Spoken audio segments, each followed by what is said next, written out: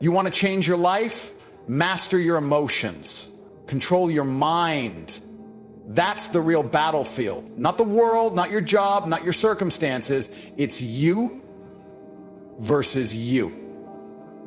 Most people walk around like ticking time bombs, triggered by every little thing, reacting without thought, led by fear and impulse.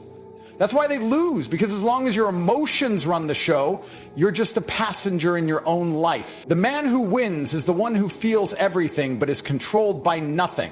When you own your mind, you don't chase power, you become it. Most people walk around like slaves to their emotions. One bad day, one angry comment, one minor inconvenience, and their whole mindset collapses. They're ruled by how they feel, not by logic, not by discipline, not by mission. That's weakness. That's how losers move. The man who wins in life is the man who uses his emotions as fuel, not as a steering wheel. You feel anger? Good. Turn it into focus. You feel fear? Use it as awareness. You feel pressure? Let it sharpen you. But the second you let emotion lead, you've already lost control. You've handed over your power and you're no longer driving your life. You're being driven by temporary impulses that have no interest in your long-term victory. The problem with most men is they think emotions are either something to obey or something to suppress. They don't realize emotions are tools, powerful tools, but only if you know how to wield them. Anger isn't bad, fear isn't bad, sadness isn't even bad. What's bad is letting them dictate your behavior like you're some emotional puppet. Winners feel everything just like everyone else. They just don't flinch. They don't panic. They don't let emotions make decisions. They take the emotion, strip it of its noise, and extract the raw fuel from it. That's the difference. The average man gets emotional and loses time, loses control, loses opportunity. The elite man feels that same emotion and channels it like a weapon. When you look at high-level operators, whether it's in business, combat, or life, they all have one thing in common. They don't let their emotions override their purpose. They understand that feelings are fleeting, but consequences are permanent. You might feel like quitting, but if you obey that emotion, you lose. You might feel angry and want to lash out, but if you do, you give your enemy the win. You might feel fear and want to run, but that hesitation costs you your shot. Emotion-led decisions are how you destroy your own progress while blaming everything else around you. Emotional intelligence isn't about being sensitive, it's about being lethal. It's about understanding what you feel and then deciding consciously what to do about it. Most people skip that step. They feel it and they act. That's weak. That's childish. You want to be a man who dominates life? Then you need to put space between what you feel and what you do. That space is where power lives. That space is where self-mastery begins. You feel rage? Good. Use it to train harder, work smarter, stay sharper. But you don't throw tantrums, you don't whine, you don't fold. You stay locked in, you stay on mission. That's why emotional mastery is non-negotiable, because life isn't going to give you a calm sea. Life is chaos, life is war. And if every wave of emotion knocks you off your feet, you'll never hold ground, you'll never win. You'll always be reacting. Always at the mercy of circumstance. But when you flip the switch and say, I feel this emotion, but it doesn't control me, that's when you become dangerous. That's when you start to win in situations that crush other people. You're not numb, you're just focused. You're not cold, you're just disciplined. And discipline eats emotion for breakfast. You are not your emotions. You are the one observing them, managing them, using them. You are the one in charge. If you forget that, the world will break you. But if you master that, you become unbreakable. That's the line that separates the weak from the strong, the fragile from the unstoppable. And once you cross it, there's no going back. Because real power doesn't come from how you feel. It comes from what you do, regardless of how you feel. Emotional control is what separates the man who leads from the man who follows. It's the trait that turns average into elite. When you can control your emotions, you control your reality. You become unshakable. You become a fortress. The storms hit, the chaos rises, the pressure builds, but you stay calm, calculated, and clear. That's the man who wins.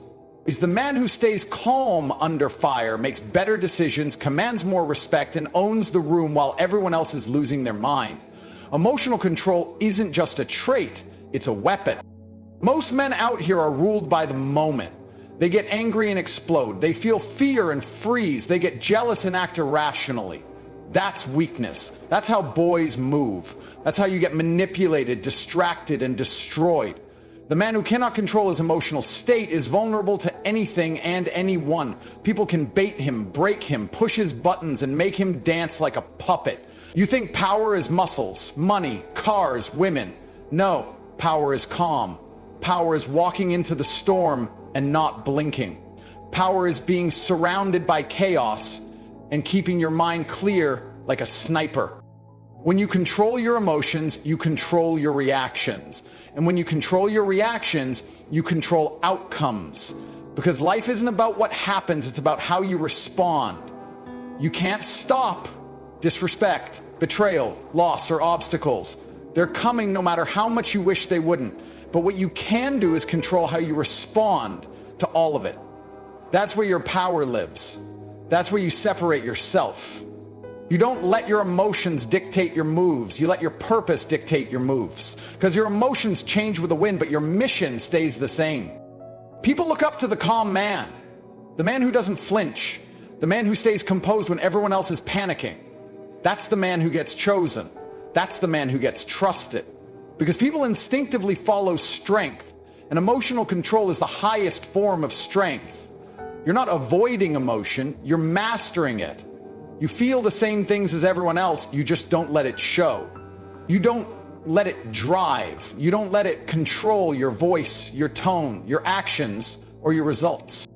In every high-stakes situation, there's always a moment where emotions try to take the wheel. Fear creeps in, anger rises, anxiety starts whispering lies in your head.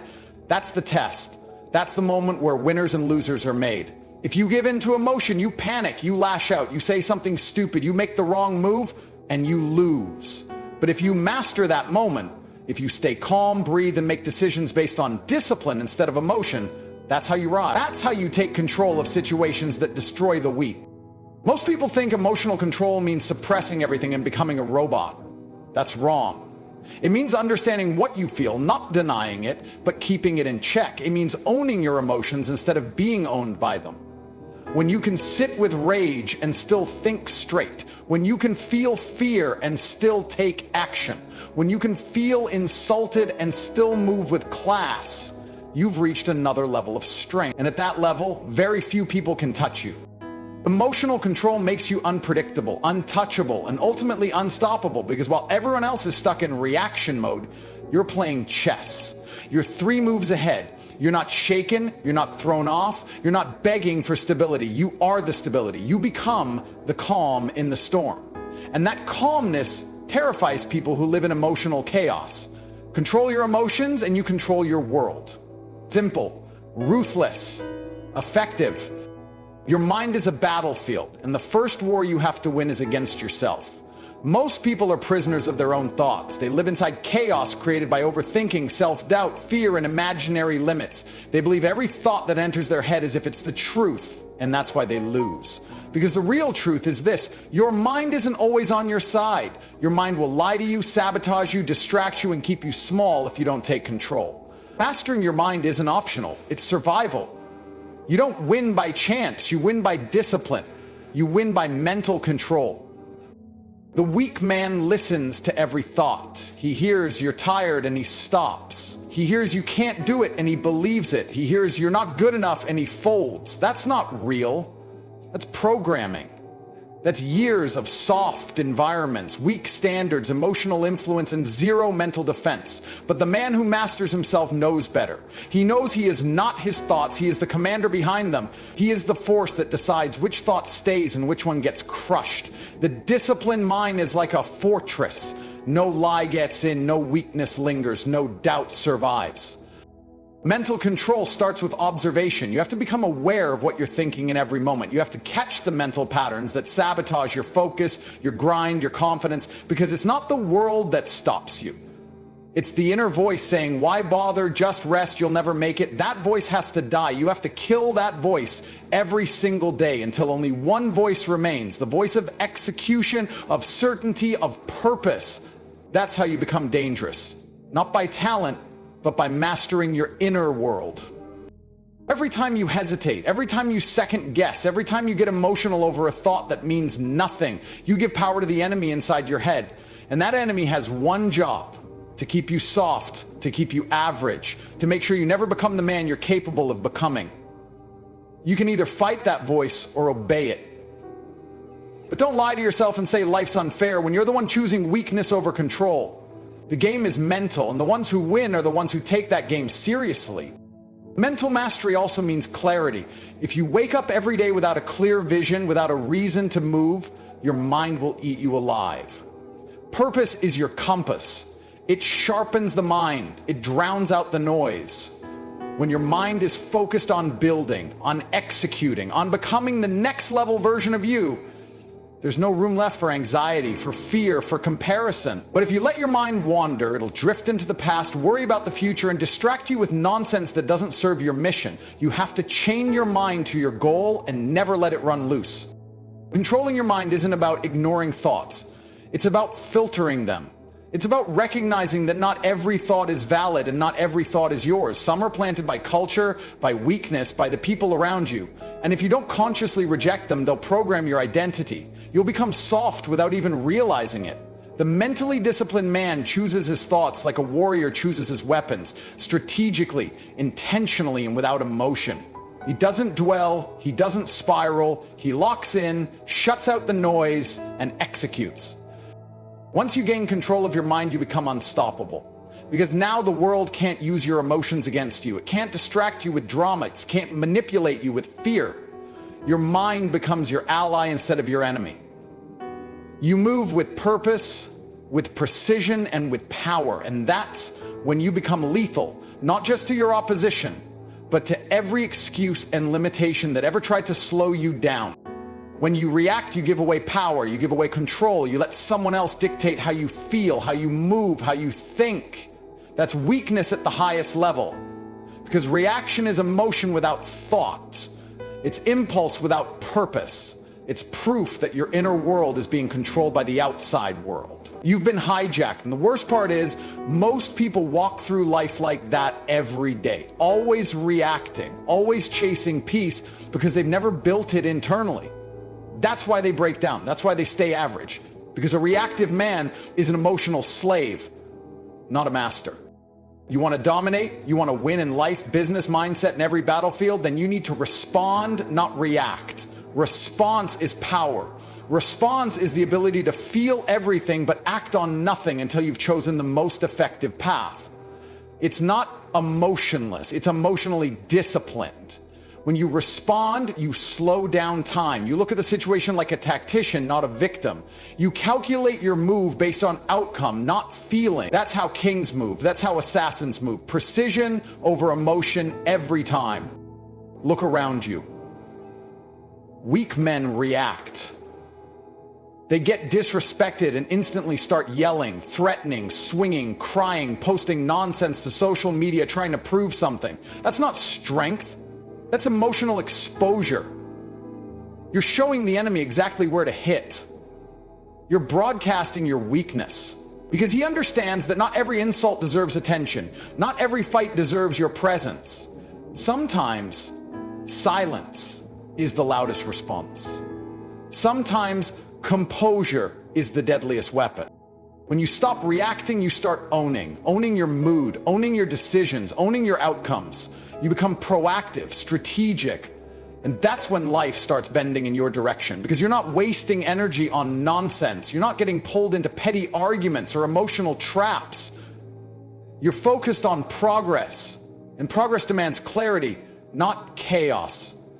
The man who responds creates order. He doesn't move unless it benefits the mission, and if it doesn't, it's ignored like background noise. You don't see lions reacting to barking dogs. They keep walking like kings. This doesn't mean you suppress how you feel. It means you feel everything but control what you let out. You process internally and strike externally with discipline. You use logic to determine your path, not ego. Because ego will have you fighting battles that don't matter just to prove something to people who don't matter. That's energy theft. That's how you lose momentum. And the world is full of people trying to pull you into emotional battles so they can slow your rides. Your job is to recognize the trap and walk right past it. Because kings don't answer peasants. And warriors don't explain themselves to cowards. This mindset makes you a ghost in emotional warfare. No one knows what gets to you because nothing does. You become untouchable. Not because you're numb, but because you're trained. You've built emotional armor. You've rehearsed your stillness, and that stillness becomes your weapon. It keeps your enemies guessing. It keeps your mind sharp. It keeps your vision clear. In a world full of reactors, be the man who responds quietly, powerfully, with control so intense it makes others nervous. That's the difference between average and elite. That's how you win. By moving when it's time, not when you're triggered. Chaos doesn't destroy you. It reveals you. Pressure doesn't break you, it shows what you're made of. Anyone can act strong when life is easy, when the sun is shining, when the money's flowing, and nothing is going wrong. That's not real strength. That's comfort. That's convenience disguised as discipline. But the real test, the only test that matters, comes when everything falls apart, when plans crumble, when people betray you, when life hits you in the face with no warning. That's when the truth comes out. That's when you see who's built for war and who's only pretending in peace. Chaos is the separator. It's the filter between the ones who talk and the ones who execute. It's where the emotional tourists pack up and leave while the real ones dig in deeper. You think the top men, the ones who dominate business, combat, mindset, they had easy roads? No. They were forged in adversity. They were built under pressure. And instead of folding, they adapted. They didn't complain, they recalculated. Because every setback, every storm, every chaotic moment was an opportunity to sharpen their edge. If you can't stay focused when it's hard, you don't deserve success when it's easy. Most people panic in chaos because they've never trained for it. They've lived soft, they've chased comfort, they've avoided hard things. So when hard things finally come, they collapse, they react, they break, they drown. But the man who welcomes pressure, who trains under tension, who hardens himself in peace so he's ready for war, that man thrives when chaos shows up. He doesn't need to get ready because he is ready. He's been waiting for the test because he knows that the chaos everyone fears is the battlefield where dominance is earned. Mental resilience isn't built by reading quotes or saying affirmations. It's built by going through hell and refusing to break. It's built by showing up every day when your emotions scream at you to quit. It's built by embracing stress, leaning into discomfort, and treating pressure as your personal gym. Every moment of chaos is a rep. Every wave of adversity is a chance to flex your control. That's how you become dangerous. That's how you become the man who others look to when everything falls apart. Because you don't flinch. You don't lose your head. You stay centered, sharp, and strategic when everyone else is in emotional freefall. Pressure is a privilege. It means you're in the arena. It means you're playing the game at a level where the stakes are real. If you never feel pressure, it's because you're playing too small. You're hiding. You're avoiding the weight that could transform you. Greatness lives on the edge of chaos, not in comfort, not in routine, not in predictability, but in the fire. And the ones who win are the ones who stop running from the fire and start walking through it with discipline in their eyes and steel in their spine. You don't beg the world to be easier, you become stronger. You don't wait for calm, you create calm within yourself. You don't avoid storms, you learn to be the storm. And when you master that, chaos doesn't shake you anymore. It becomes background noise because you've seen worse, you've felt worse, and you've already beaten worse. That mindset makes you a problem. That mindset makes you elite. So the next time life throws pressure at you, don't pray for relief, smile, because now it's time to prove what you really are. Now it's time to show the world what mental warfare looks like when it's mastered. Most people talk about confidence like it's some magic thing you either have or don't, like it's gifted to the lucky or born into the chosen few. That's a lie. Confidence is built, not born. It's forged in repetition, earned through struggle, and owned by the man who chooses discipline over emotion every single day. True confidence isn't about being loud or arrogant. It's about being certain. It's the silent power that comes from knowing exactly who you are, what you can endure, and how far you're willing to go. And that kind of certainty doesn't come from the outside world. It's built internally through brutal honesty and relentless consistency. When you control your emotions, your mind, and your reactions, confidence becomes automatic. Why? Because you're no longer ruled by doubt, fear, or external opinion. You stop asking for permission and start giving yourself direction. The world tells you to believe in yourself, but belief without proof is just delusion. Real belief is built on evidence, and that evidence comes from work, from doing what most won't, from stacking the wins nobody sees. Every time you show up when it's hard, every time you say no to weakness, every time you master your impulses, you gain a piece of real confidence. Not the fake kind you show on social media, the kind that makes you walk into any room with quiet dominance. Confidence is not hype. It's not noise. It's not about showing off. It's about knowing that no matter what happens, you can handle it. That whatever storm hits, you won't fold. And that knowledge only comes from discipline. Discipline in the gym, in your thoughts, in your habits, in your focus. The more you control, the less you fear. The less you fear, the more power you have. That's the formula. Control breeds certainty. Certainty becomes confidence, and confidence destroys hesitation, insecurity, and anxiety because you've removed the unknown from your mind. You've already lived the pain, already chosen the hard road, already faced yourself, and you survive. This kind of confidence isn't flashy, it's bulletproof. It doesn't need validation. It doesn't beg for approval. It's the kind of presence that silences rooms without saying a word. Because when a man walks in, fully aligned, mind controlled, emotions mastered, reactions disciplined, he doesn't need to prove anything. People just know. They feel it. That's what real power looks like. It's not loud, it's lethal. It's not in your words, it's in your energy. You've put in the work when no one was watching, you've sharpened your sword in the dark, and now you move like a weapon with a mission. What most people don't understand is that emotional discipline is confidence.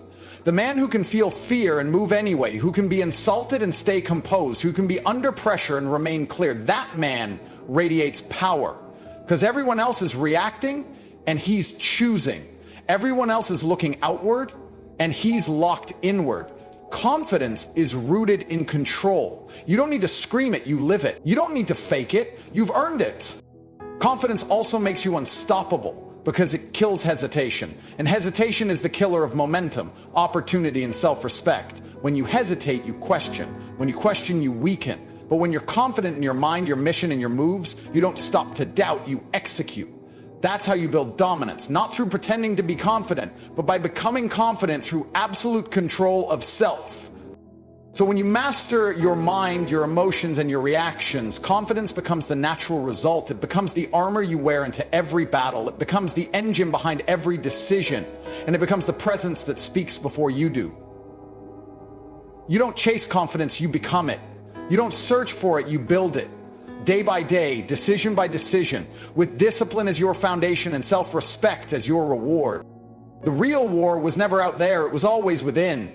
The world didn't need to beat you because your own mind was doing it for them. But once you master your emotions, control your thoughts, and respond with discipline instead of reaction, you take back every ounce of power that life and weakness tried to steal from you. You stop being a puppet to circumstance and start becoming a weapon of focus, clarity, and purpose. That's when people can't shake you, pressure can't break you, and chaos can't distract you, because you've already won the only battle that matters, the battle with yourself. And when you own yourself, you own everything.